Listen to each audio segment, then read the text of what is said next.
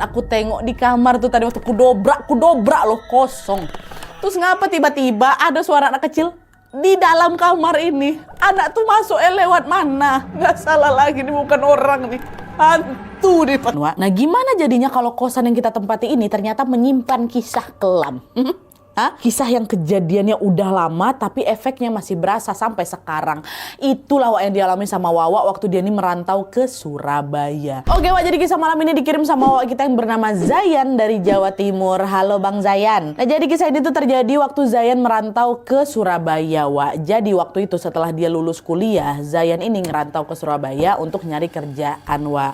Karena dia nggak punya kerabat di sana, jadi dia ini harus ngekos sendirian gitu. Zayan mulailah ini kan nyari-nyari info kos-kosan yang lokasinya ada di tengah kota, tapi ternyata susah Wak nemuin kosan yang budgetnya cocok dia kantong aku Nadia, apalagi di area tengah kota ya kan. Rata-rata harga kosan di sana lumayan mahal, padahal Zayan ini kan masih harus berhemat Wak, dia kan belum dapat kerja, masih baru mau nyari itu kan. Nah akhirnya Zayan minta tolong lah sama Maudi, pacar dia, untuk bantu-bantu nyariin kos-kosan. By the way, Maudi ini juga Wawa ya Wak ya, dan dia juga sama-sama orang Jawa Timur, tepatnya di Malang. Dah tuh mau dibantulah pacarnya ini nyari kos-kosan lewat Facebook dan juga beberapa platform online lainnya.